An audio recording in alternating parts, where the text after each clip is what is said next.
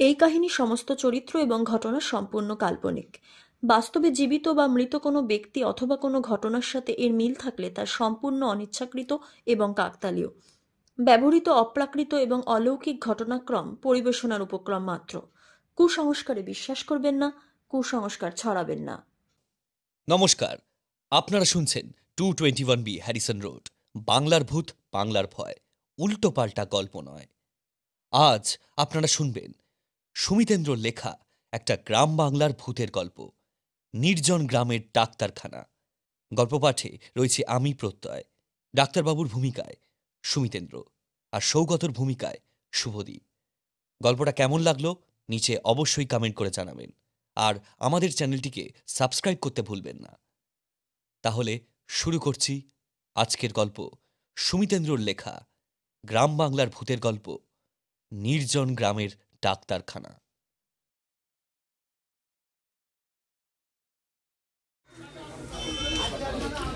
এই মেডিকেল লাইনে তো কম দিন কাটালাম না, এই একটা শরীর টরীর খারাপ হলেই একবারে পকেট হালকা হয়ে যাচ্ছে পাবলিকের।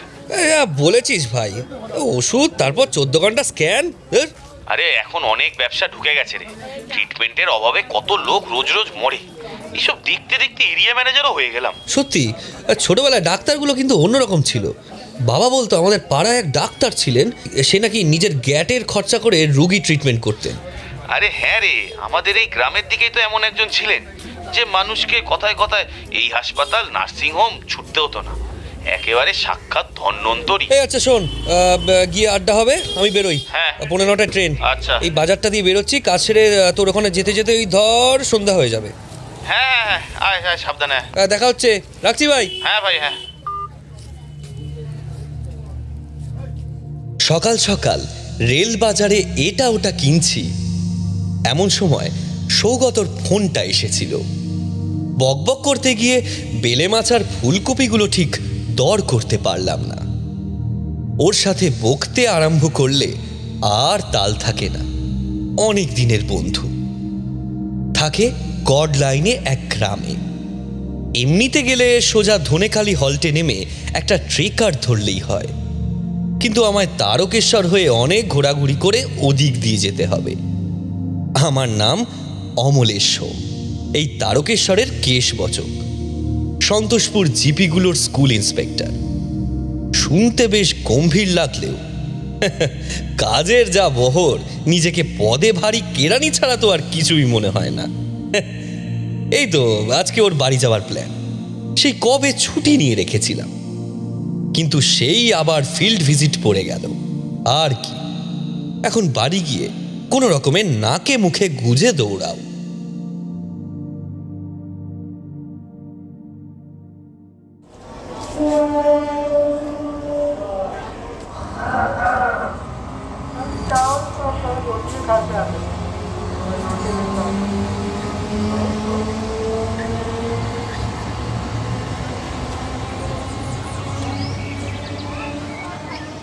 সারাদিন ঘুরে ঘুরে কাজকর্ম সেরে আবার যখন তারকেশ্বর ফিরে এলাম, তখন বেশ বেলা হয়েছে। এবার এখান থেকে কিছু একটা ধরতে হবে। বাসের কি একটা প্রবলেম চলছে, কাজেই একমাত্র অবলম্বন ট্রেকার। কিন্তু কি ভিড়, কি ভিড়! সেই একেবারে ফেভিকলের অ্যাডখানার মতো অবস্থা। ধাক্কাধাক্কির পর এক ছাগল বাবাজিকে নিজের পায়ের মাঝে একটু জায়গা করে দিয়ে কোনো মতে পিছন ঠেকিয়ে ধারের সিটে ঝুলে বসলাম। 10 মিনিটের মধ্যেই গাড়ি ছেড়ে দিল। নারায়ণপুর পরাম্বুয়ার রাস্তা ধরে প্রায় 45 মিনিটের পথ পাড়ি দেবার পালা। শীতকালে এমন গ্রাম বাংলার পথে ঘাটে ঘুরে বেড়াতে প্রাণ চায় বটে, কিন্তু ওদল খোদল রাস্তার উপর লজ্জরে ট্রেকারের ঝাঁকুনি খেতে খেতে আমার প্রাণটা একেবারে বেরিয়ে যাচ্ছিল। সূর্য তখন পাটে নামতে শুরু করেছে। পথের দুধারে ফাঁকা প্রান্তরের মাঝে মাঝে ছোট ছোট বাড়িগুলোতে আলো জ্বলে উঠছে। অনেকক্ষণ ধরেই রাস্তায় আর কোনো গাড়ি ঘোড়া দেখছি না। আসলে এসব একেবারে প্রত্যন্ত এলাকা। রাত নামলে শহুরে জগতের থেকে সব যোগাযোগ যেন বিচ্ছিন্ন হয়ে যায়। উফ, কোমর টোমর একেবারে ধরে যাচ্ছে। বিরক্তিকর। কোতলপুরে মাত্র 2 জনকে নামিয়ে আবার 5 জনকে উঠতে দেখে মাথা গরম হয়ে গেল। এবার চেঁচিয়েই উঠলাম, আরে এটা কি ট্রাক পেয়েছো নাকি? আমরা কি ছাগল? সবাই ছাগল হলে কি আর যেতে পারতেন দাদা? সিংহে গুতোগুতি লাগতো না? বিটকেল একটা হেসে কথাটা বলল ড্রাইভার। আর কিছু বললাম না, বলে লাভ নেই। আমার পায়ের কাছে ছাগলটা ড্যাব ড্যাব করে আমার দিকে তাকিয়ে রইল, যেন অযথা তাকে নিয়ে টানাটানি করাটা তার মোটেই পোষাচ্ছে না। বাইরে পুরো অন্ধকার নেমে পড়েছে। ফাঁকা প্রান্তরের ওপর কুয়াশা জমতে শুরু করেছে। কোতলপুর পেরিয়ে গাড়িটা আবার নির্জন রাস্তা ধরে ফুল স্পিডে এগোচ্ছে। খোলা ট্রেকার, ঠান্ডা লাগছে বটে, কিন্তু কুছ পারোয়া নেই। এই রাস্তাটা তাও ভালো, এরম চললে আর আধ ঘন্টা 25 মিনিটে পৌঁছে যাব। এই ভেবে যেই না একটু আশ্বস্ত হয়েছি, অমনি দুম করে গাড়িটা বিরাট একটা ঝাঁকুনি দিয়ে উঠল। বোধহয় স্পিড পাম্প। যাত্রীরা সবাই লাফিয়ে উঠলাম সিট থেকে, কিন্তু আমার পেছনটা মাত্র ইঞ্চিখানেক টার্গেট মিস করে আর সিটের ওপর পড়ল না। পরিণতি এই যে ব্যাগ পত্র সমেত আমি রানিং ট্রেকার থেকে পড়ে 2-3টে ডিগবাজি খেয়ে গিয়ে পড়লাম রাস্তার ধারে একটা খাদে। ব্যাগটা এমন বেকায়দা করে উড়ে এসে মুখের ওপর পড়ল যে দাঁতের পাটি মাঝে পড়ে জিপটা গেল কেটে। ট্রেকারটা দাঁড়ালো না। দেখতে দেখতে 2টো লাল আলোর বিন্দু হারিয়ে গেল অন্ধকার রাতে। আমি ধপ করে মাথাটা ফেলে দিলাম মাটিতে। সেই থেকে চিত হয়ে পড়ে আছে। মুখের ভেতর রক্ত ভরে বিষম খেয়ে একটু উঠে বসলাম। জিভটা অনেকটা কেটে গিয়েছে, তবে এখন ওই ব্যথা খানিক কমতে টের পেলাম। বাঁ কুনুই বাঁ দিকের থাইয়ের জায়গায় জামা কাপড় ছিঁড়ে ছেঁচড়ে গেছে অনেকটা করে। রক্ত জমে গিয়ে এখন চামড়ায় টান লাগছে, বেশ ব্যথা করছে। উঠে বসে থুথু করে এক মুখ রক্ত ফেললাম। ব্যাগটা কই দেখি তো। না, সব ঠিক আছে, কিন্তু ফোনটা বুক পকেটেই তো ছিল। একটু হাতড়ে ওটাও পেলাম, তবে ফোনটা ভেঙে 2 টুকরো। কি মুশকিলেই না পড়া গেল। এখন কোথায় কাকে পাই? উঠে দাঁড়াবার চেষ্টা করতে গেলাম, পারলাম না। বাঁ পাটা একেবারে মোচকে গেছে, একটু জোর পাচ্ছি না। আজ সারা রাত তবে কি এখানেই পড়ে থাকতে হবে? হাত ঘড়ির কাঁচটা ভেঙে গেছে, কিন্তু ঘড়িটা চলছে। অন্ধকারে রেডিয়ামের কাঁটাগুলো বলছে সন্ধ্যা 7টা বাজে। তার মানে আমি এখানে প্রায় ঘন্টাখানেক অচেতন হয়ে পড়েছিলাম। এই 3-4 ফুট খাদের নিচে পড়ে থাকলে রাস্তা দিয়ে কেউ গেলেও আমাকে দেখতে পাবে না। ভাঙা ফোনটাকে ব্যাগের ভেতর পুরে ব্যাগটাকে ঠেলে ঠেলে অর্ধেক হামাগুড়ি আর অর্ধেক হেঁচড়ে হেঁচড়ে নিজের শরীরটাকে নিয়ে রাস্তার ধারে উঠলাম। আধ ঘন্টা কেটে গেল। রাস্তায় একটা গাড়ি ঘোড়া জনপ্রাণী কিছুই দেখতে পেলাম না। রাত বাড়ছে, তার সাথে তাল দিয়ে বাড়ছে ঠান্ডা। ওশ পড়ে সোয়েটার টোয়েটার সব ভিজে যাচ্ছে, একেবারে বিরক্তিকর লাগছে। মাথা গরম হয়ে গেল ট্রেকার ভর্তি অতগুলো মানুষের কথা ভেবে। ড্রাইভারটা বিটকেল, সেটা আগেই বুঝেছিলাম, কিন্তু অতগুলো প্যাসেঞ্জার কেউ গাড়ি থামাতে বলল না। ছাগল, সব কটা ছাগল। ট্রেকারের ছাগলটাকে মনে পড়ল। তোর কি যে সব আন্তাবড়ি ভাবছি, কিন্তু তাছাড়া আর করবই বাকি। কাছাকাছি কিছুই চোখে পড়েনি। রাস্তার ওপারে খালি ধুধু মাঠ আর মাঠ, মাঝে মধ্যে একটু ঝোপঝাড় আর 1-2টো বড় বড় গাছ দাঁড়িয়ে আছে। দেখে লাভ নেই, কোথাও কিছু পাবেন না। চমকে উঠলাম। অনেকক্ষণ নিঃসঙ্গতায় কাটানোর পর এত কাছে একটা মানুষের গলা পেয়ে বেশ অবাক হলাম। একজন ভদ্রলোক এসে দাঁড়িয়েছেন আমার পাশে। বোধহয় পেছন দিক থেকে এসেছেন, তাই খেয়াল করিনি। অন্ধকার ভালো, খালি বুঝতে পারলাম গলায় মাফলার জড়ানো সোয়েটার আর ধুতি পরা একজন মানুষ। বললাম, পড়ে গেছি ট্রেকার থেকে। হে, সেটাই আন্দাজ করেছিলাম। তা উঠে দাঁড়াতে পারবেন? আগে না, পাটা মুচকে গেছে। আচ্ছা আচ্ছা আচ্ছা, দিন আপনার জিনিসপত্রগুলো দিন, তারপর আমায় ধরে আস্তে আস্তে উঠুন। আচ্ছা। ভদ্রলোক নিজের হাতটা বাড়িয়ে দিলেন। আমি ওনাকে আমার ব্যাগটা দিয়ে আস্তে আস্তে উঠে দাঁড়ালাম। মানুষটার কথাবার্তা মার্জিত, ভাবে ভাবে শিক্ষার ছাপ স্পষ্ট। আমার নাম ডাক্তার অম্বরীশ ঘোষ, কাছেই আমার ডিসপেন্সারি কাম কোয়ার্টার। সত্যি? আজ্ঞে হ্যাঁ, এই নয়নজুলিটা পেরিয়ে ঝোপঝাড়ের আড়ালে পড়ে গেছে তো, তাই চোখে পড়েনি। আপনার কপাল ভালো, আমার পাল্লায় পড়েছেন যখন আর চিন্তা নেই। এবার ধীরে ধীরে আসুন দেখি। এই যে মেঘ না চাইতেই জল। আসুন আসুন, সত্যি কপালের নাম গোপাল। লোকটার কাঁধে ভর দিয়ে বাস রাস্তার পাশে একটা মাটির বাঁধ ধরে ওই খাঁজটা টপকেই কয়েকটা গাছের আড়ালে ঢাকা একটা একতলা টিনের চাল দেওয়া পাকা বিল্ডিং দেখতে পেলাম। আমি আসলে রাস্তার পাশে শুকনো নয়নজুলিতেই পড়েছিলাম, আর এটা আমার পেছন দিকে গাছের আড়ালেই ছিল। তাই এতক্ষণ খেয়াল করিনি। আর তার থেকেও বড় কথা, বিল্ডিংটাতে তো কোনো লাইট জ্বলছে না।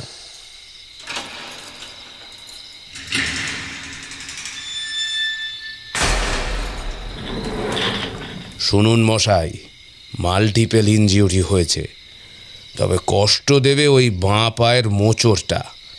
লিগামেন্টে ভালো স্ট্রেন পড়েছে। আর আপনার জিভ, তবে ওটা আজ ব্যান্ডেজ করে রাখলে অনেকটা কমে যাবে। অ্যাসপিরিন দিচ্ছি, ওটা খেয়ে একটু চিনি দেবেন মুখে, তারপর হালকা করে ব্যান্ডেজ করে দেব। চোয়ালটা 2-3 ঘন্টা নড়ানো যাবে না কিন্তু। ওনার ছোট চেম্বারের একটা চৌকিতে আমাকে শুইয়ে দিয়ে হ্যারিকেন আর 2টো মোমবাতির আলোয় টানা 1 ঘন্টা ধরে আমার সেবা শুশ্রূষা করে গেছেন ভদ্রলোক। তার সহজ সরল সাদাসিধে চেহারা, মাথা ভর্তি পাকা চুল, চওড়া কপালে এক জীবন অভিজ্ঞতা অনেকগুলো ভাঁজ ফেলেছে। টিকলো নাকের ডগায় কালো ফ্রেমের মোটা চশমার আড়ালে তীক্ষ্ণ দুচোখ, দৃঢ় প্রতিজ্ঞ চাউনি, অথচ মুখে কোমল হাসি। মোটের ওপর এমন মানুষ যাকে বিপদের সময় পাশে পেলে বুকে বল পাওয়া যায়। তবে বেশ বয়স হয়েছে, সেটা অবশ্য গলা শুনে আগেই বুঝেছিলাম। কাটা ছেঁড়ার জায়গাগুলোতে ধুয়ে দিয়ে ড্রেসিং করা হয়ে গেছে। বাঁ পায়ের গোড়ালিতে ক্রেপ ব্যান্ডেজ। হাত ধুয়ে এসে চেয়ারটা চৌকির সামনে টেনে নিয়ে বসে আমায় কথাগুলো বললেন ডক্টর ঘোষ। আমি কথা বলার চেষ্টা করলাম, কিন্তু পারলাম না। জিভটা ফুলে গেছে। আমার অভিপ্রায় বুঝে রেড়ে করে উঠলেন ডক্টর ঘোষ। একদম না, একদম না, একেবারে কথা বলার চেষ্টা করবেন না, দাঁড়ান। ডাক্তারবাবু উঠে ঘরের কোণে রাখা কাচের মিটকেসের থেকে একটা বড়ি বার করে আমার হাতে দিয়ে বললেন, নিন, এটা খেয়ে একটু শুয়ে থাকুন, আরাম পাবেন। মুখে ব্যান্ডেজটা করে দিয়ে আমি একটু ওদিকে যাই দেখি। এই বলে ভদ্রলোক আমার মাথার সাথে চোয়ালটা ব্যান্ডেজ করে দিয়ে ঘরের দরজাটা বাইরে থেকে দিয়ে চলে গেলেন। আমি যেই ঘরটাতে আছি এটাতেই ওনার চেম্বার, আর পাশের ঘরটা বোধহয় ওনার ব্যক্তিগত ব্যবহারের জন্য। আমি ব্যাগ হাতড়ে সিগারেটের প্যাকেটটা বার করতে গিয়েও করলাম না। চোয়ালে যে ব্যান্ডেজ করা, দরকার নেই, থাক বাবা। ভাগ্যিস ডাক্তারবাবু ছিলেন, নইলে ওই অবস্থাতেই বোধহয় অন্ধকারে পড়ে থাকতাম। দরজার উল্টো দিকে একটা জানালা দিয়ে মৃদু চাঁদের আলো আর কনকনে ঠান্ডা একটা হাওয়া ঢুকছে। ওটা না বন্ধ করলেই নয়। কষ্ট করে উঠলাম জানালাটা দিতে। জানালার বাইরে অন্ধকারের মধ্যে রূপলি কুয়াশায় মোড়া গাছপালাগুলো নিঃশব্দে দাঁড়িয়ে আছে। তাদের ফাঁক দিয়ে দেখা যাচ্ছে দিগন্ত বিস্তৃত ক্ষেত জমি। কিন্তু এই সামনে একটা কি হাত 15 দূরে একটা নিচু পাঁচিল ঘেরা একটা 5 ফুট মোটা পিলারের মতো গঠনের উপর একটা হাফ বাস্ট মানে মানুষের বুক অব্দি স্ট্যাচু। চাঁদের আলোয় অবয়বটা বোঝা গেলেও মূর্তিটা কার ঠিক ঠাউর করা যাচ্ছে না। মাথাটা বেশ ঝিমঝিম করছে। জানালাটা বন্ধ করে আমি গিয়ে চৌকিতে দেহটা ফেলে কাঁথা মুড়ি দিলাম। সারা শরীরে ব্যথা।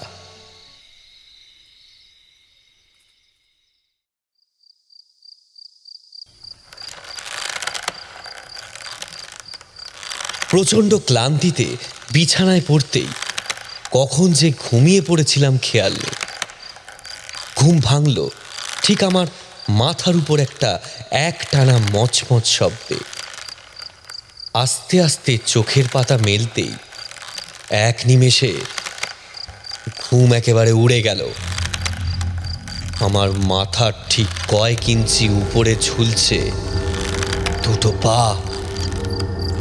এক ঝটকায় ঝুলন্ত পা দুটো এড়িয়ে লাফ মেরে চৌকি থেকে নেমে দাঁড়ালাম। পুরো দৃশ্যটা আমার চোখের সামনে পরিষ্কার হলো এবার।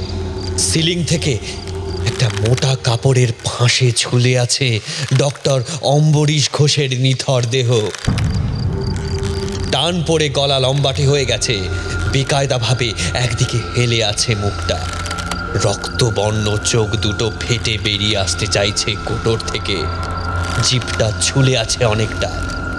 খোলা জানালা দিয়ে শিরশিরে ঠান্ডা হাওয়া ঢুকে এসে মরা কাঠের মতো দেহটাকে আলতো করে দোল দিচ্ছে। আর এক মুহূর্ত নয়, আমি শরীরের সব যন্ত্রণা ভুলে দরজার উপর আছড়ে পড়ে দুমদুম করে বাড়ি মারতে লাগলাম। খোলো খোলো, কে আছো? দরজা খোলো, কে আছো? বাঁচাও বাঁচাও, কেউ।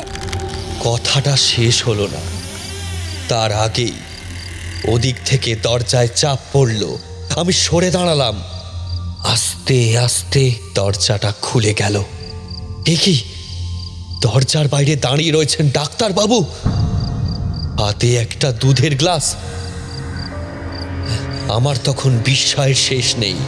পর মুহূর্তেই পেছনে ঘুরে দেখলাম, কই কিছু নেই, কেউ তো ঝুলছে না সিলিং থেকে।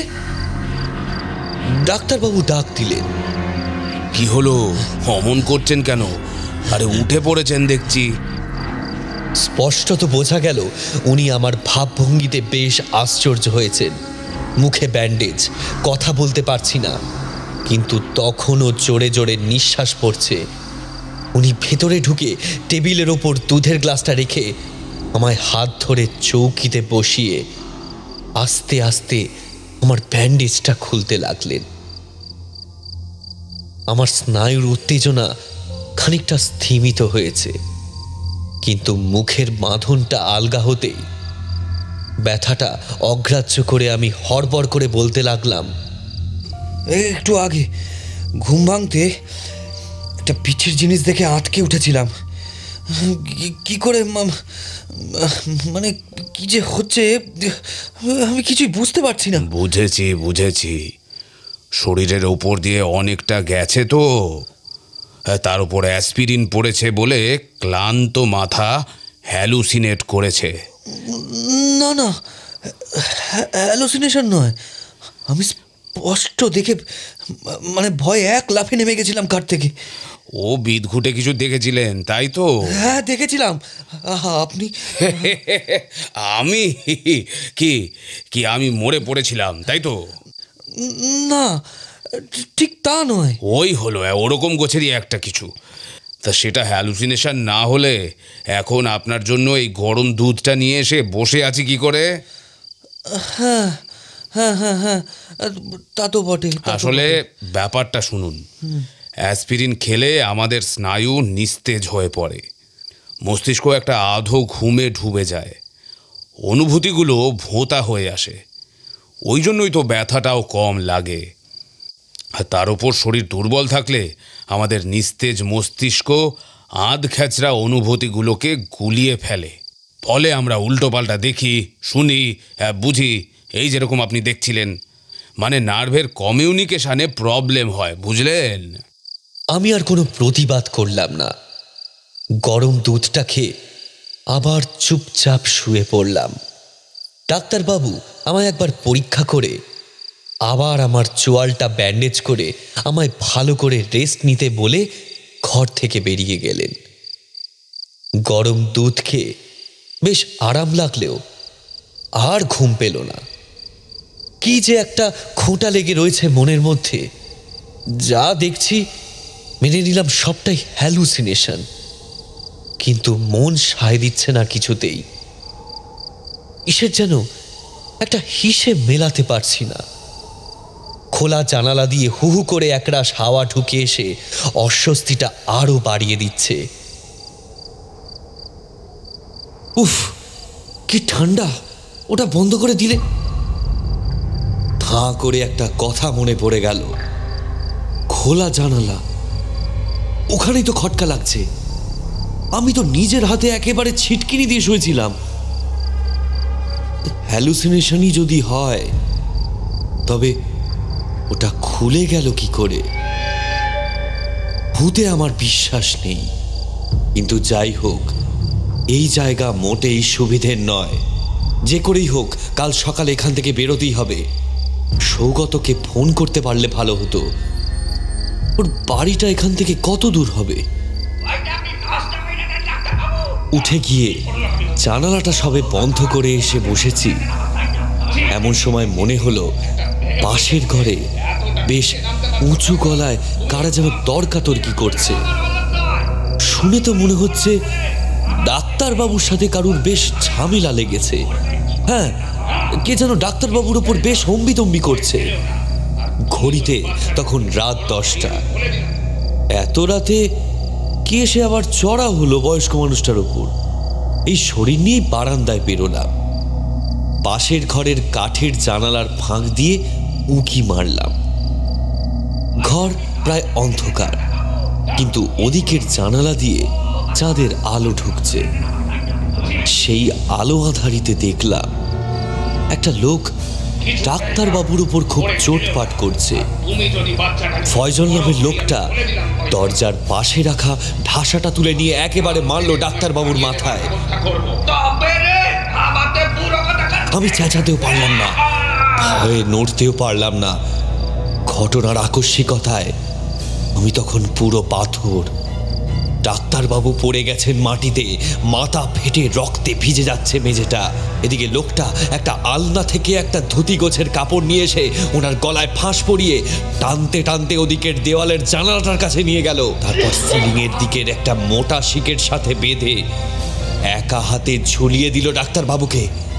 ছটপট করতে লাগলো বুড়ো মানুষটার শরীরটা। মাটি থেকে তার পা মাত্র কয়েক ইঞ্চি উপরে। বাইরে অন্ধকারের মধ্যে দূরে কোথাও একটা কুকুর চেঁচিয়ে উঠল। সেই ডাক যেন মাংস চামড়া ভেদ করে বুকে কাঁপুনি ধরিয়ে দেয়। জানি না কিভাবে হলো, কিন্তু তীব্র আতঙ্কের মুহূর্তে বোধহয় এমনই কিছু অসম্ভব সম্ভব হয়ে যায়। আমার গলা দিয়ে মুহূর্তের জন্য একটা গোঙানি বেরিয়ে এলো। অমনি ওই লোকটা হুট করে আমার দিকে ঘুরে তাকালো। আমার রক্ত গলে একেবারে জল হয়ে গেল। লোকটার চোখ দুটো ঘরের আধো অন্ধকারে ভাটার মতো জল জল করছে। দাঁতগুলো মুখ থেকে ধারালো ফলার মতো বেরিয়ে রয়েছে। এ কি, এটা মানুষ? ভাবার সময় পেলাম না। জানালার বাইরে আমাকে দেখেই ওই বিভৎস মূর্তি ক্ষিপ্র গতিতে ছুটে এলো আমার দিকে। আমি সঙ্গে সঙ্গে আক্রান্ত প্রাণীর মতো নিজের ঘরে ঢুকে দড়াম করে দরজায় খিল তুলে দিলাম। আমি কি দেখলাম? ওই ফজল মানুষ নয়, সে মানুষ হতে পারে না। কোনো মতে গিয়ে বসলাম আবার চৌকিতে। পরপর আজ রাতে আমার সাথে কি হচ্ছে? প্রথমে ডাক্তারবাবুর ঝুলন্ত দেহটা, তারপর এই এক্ষুনি ও ঘরে এটা এটা কি হলো? কাঁপুনি দিয়ে যেন জ্বর আসতে চাইছে আমার। চৌকির ওপর পা ভাঁজ করতে পারছি না, ভীষণ লাগছে। কাঁথাটা জড়িয়ে যেই থিতু হয়ে সবে বসেছি কি বসিনি, অমনি অমনি আবার একটা ক্যাচ ক্যাচের শব্দে সোজা হয়ে উঠলাম আবার। এবারে বাইরের দিকের জানালাটা ওটা আস্তে আস্তে খুলে যাচ্ছে। আপনা থেকেই কোথাও কোনো হাওয়া নেই। পিছনে সরতে সরতে আমার দেওয়ালে পিঠ ঠেকে গেল। ক্রমশ জানালার পাল্লা দুটো ফাঁক হয়ে যাচ্ছে। জানালার ফ্রেম জুড়ে লাল দুটো জলজলে চোখ আর মুখ ভর্তি লম্বা লম্বা ধারালো দাঁত নিয়ে দু হাতে জানালার শিকগুলো ধরে দাঁড়িয়ে রয়েছে এক ভয়ঙ্কর মূর্তি। হে যে ওই ফয়জল। লাল চোখ দুটোর মধ্যে কালো বিন্দুর মতো দুটো মণি। আস্তে আস্তে সারা ঘরের নজর ঘুরিয়ে আমার ওপর এসে পড়ল। আমার শির দ্বারায় কিসে যেন সুরসুরি দিচ্ছে, আর তারপরেই কি বিশ্রী ফ্যাস ফ্যাসের স্বর বেরিয়ে এলো তার গলা দিয়ে।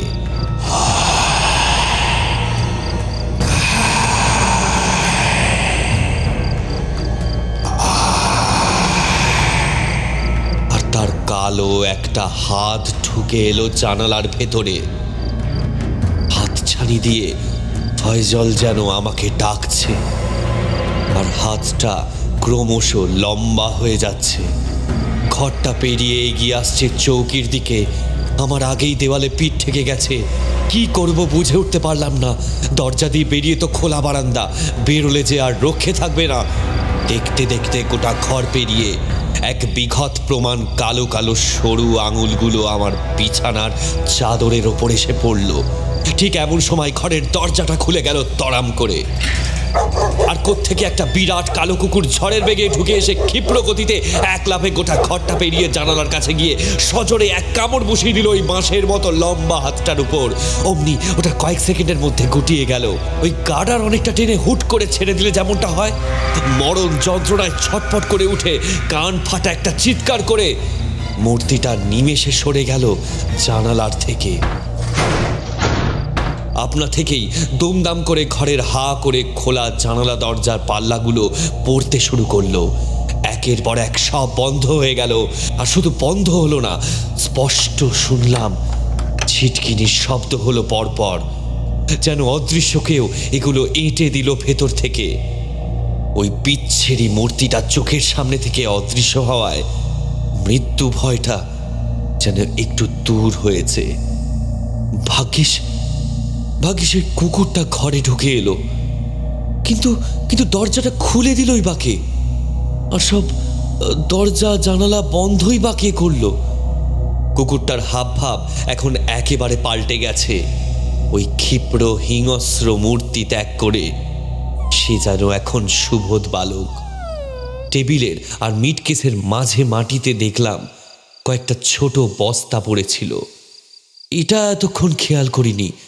কুকুরটা চুপচাপ ওইটার উপর উঠে দুপাক ঘুরে দিব্যি কুটি সুটি মেরে শুয়ে পড়ল।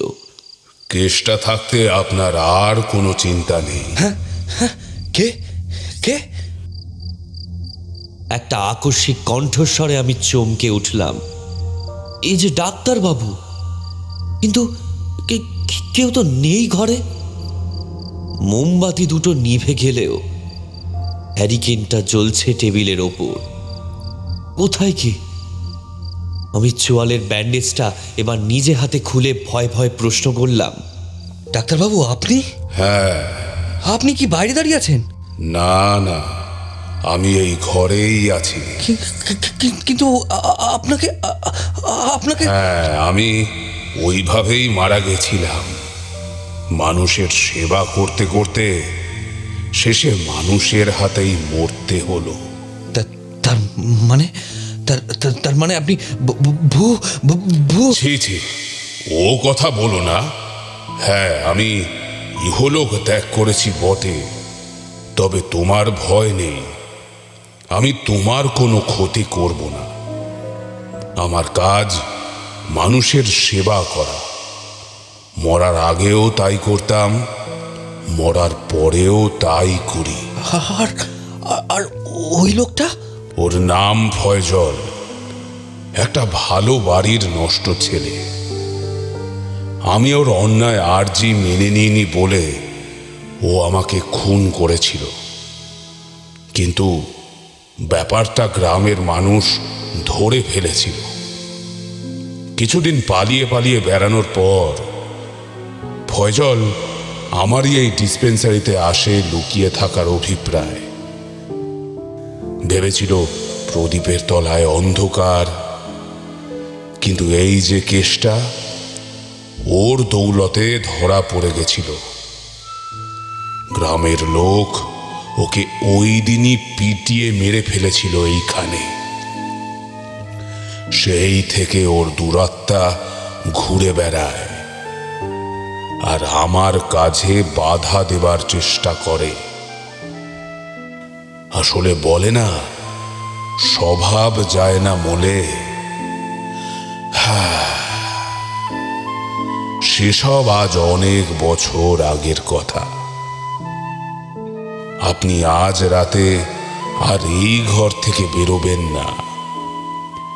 কেসটা যতক্ষণ আছে ফয়জল ধারে কাছেও ঘেঁষতে পারবে না।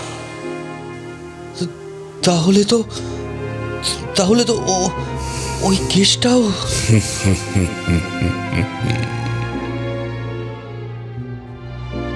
যেন ডাক্তারবাবু আরও একটা মানুষকে সাহায্য করতে পেরে স্বস্তির একটা নিঃশ্বাস ফেলে বিদায় নিলেন। যাওয়ার সময় যেন সবটুকু ভয় মুছে দিয়ে গেলেন আমার মন থেকে। আমার শরীরটা ছেড়ে দিল, কাঁথার কোমল উষ্ণতা জড়িয়ে ধরল আমায়। আমি ঘুমিয়ে পড়লাম।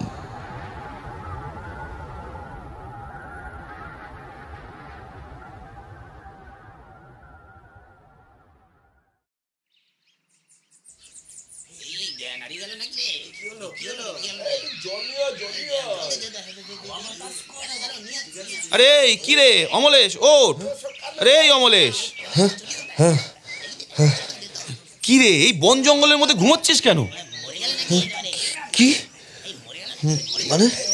ধর্মর করে উঠে বসলাম। সৌগতর সাথে আরো 2-3 জন আমায় ঘিরে রয়েছে। ওপরে খোলা আকাশ। এদিক ওদিক চেয়ে দেখলাম বড় রাস্তার ওই খাদের পাশের জঙ্গল আগাছায় ভরা একটা জায়গায় আমি পড়ে রয়েছি। কিন্তু কোথায়? ডিসপেন্সারিটা কোথায়? সৌগতর কাঁধে ভর দিয়ে উঠতে গিয়ে অপ্রস্তুত হয়ে পড়লাম। শরীরটা বেশ ঝরঝরে লাগছে। হাতে পায়ে ব্যান্ডেজ করা আছে, বাঁ পায়ের গোড়ালিতে ক্রেপ, জামা কাপড়ে অ্যাক্সিডেন্টের লক্ষণ স্পষ্ট। তবে ব্যথা যন্ত্রণা অনেকটাই কম বোধ করছি। কিন্তু ডিসপেন্সারিটা কোথায়? ঝোপ জঙ্গলের পর টানা ক্ষেত শুরু হয়েছে, একেবারে যত দূর চোখ যায়। কি খুঁজছিস রে? অবাক হয়ে প্রশ্ন করে সৌগত। এখানে একটা ডিসপেন্সারি ছিল। কাল রাতে ডাক্তারবাবু। কি সব বাজে বাজে বকছিস? আরে দেখ না, আমায় উনি এত ব্যান্ডেজ পট্টি লাগিয়ে দিলেন। আরে পাগল নাকি? কোথায় ডিসপেন্সারি? কাল রাতে ছিল আর আজ কি হঠাৎ করবে যাবে নাকি? আরে এখানে তো অম্বরীশ ডাক্তারের ডিসপেন্সারি ছিল। হ্যাঁ তাই তো। ওই তো উনি উনি উনি উনি তো। কি বলছিস অমলেশ? যার কথা বলছিস ওনার নাম জানে না এ তল্লাটে এমন একটা লোক খুঁজে পাওয়া যেত না এক সময়। কিন্তু সে আমাদের ছোটবেলার কথা। তখনই তো ওনার কত বয়স, তোর মনে আছে? কাল সকালেই ফোনে ওনার কথা তোকে বলছিলাম। হ্যাঁ, লোকটা নাকি ছিল সাক্ষাৎ ধন্বন্তরী। আমার কাল সকালে বাজার করার সময় ওর ফোনে বলা কথাগুলো মনে পড়ে গেল। সৌগত কথাটা বলার আগেই ফোনটা রেখে দিয়েছিলাম। এখন সবাই উৎসুক মুখে তাকিয়ে রয়েছে আমার দিকে। ওরা রীতিমতো অপ্রস্তুত হয়ে পড়েছে। আমি জানি ডাক্তারবাবু নেই, তিনি অনেক আগেই মারা গিয়েছেন। কিন্তু তাই বলে পাকাপোক্ত একটা বিল্ডিং উধাও হয়ে যাবে রাতারাতি? আমি প্রশ্ন করলাম। এই, ওনার একটা কুকুর ছিল না রে? হ্যাঁ, কেসটা ও ছিল ডাক্তারবাবুর নেওটা। ডাক্তারবাবুকে সবাই যেমন সম্মান করত, তেমন ওকেও সবাই ভালোবাসতো। কথা বলতে বলতে তখন এদিক ওদিক চোখ বোলাচ্ছিলাম। হঠাৎ একটা বড় ঝোপের ফাঁকে এক টুকরো প্লাস্টার চটা দেওয়াল চোখে পড়ল। আমি ঝুঁকে পড়ে ওটার উপর থেকে লতা পাতাগুলো সরাতেই একটা মার্বেলের ফলকে কিছু ঝাপসা হরফ বেরিয়ে পড়ল। ডক্টর অম্বরীশ ঘোষ, MBBS, 1917 থেকে 1982। মৃত্যু জীবনের অন্তিম পরিণতি, তবে কর্ম অন্তিম পরিচয়। ওরাও এসে হাত লাগাতে একটা 5 ফুট মোটা পিলার মতো গঠনের ওপর হাফ বাস্ট মূর্তিটা বেরিয়ে এলো আগাছার আড়াল থেকে। কাল রাতেই দেখা চারিদিকে নিচু পাঁচিলটা এখন আর নেই। স্ট্যাচুটা ডাক্তার বাবুর, সেই সহজ সরল সাদাসিধে চেহারা, মোটা চশমার আড়ালে তীক্ষ্ণ দু চোখে দৃঢ় প্রতিজ্ঞ চাউনি। পিলারের পায়ের কাছে একটা কুকুরের মূর্তি।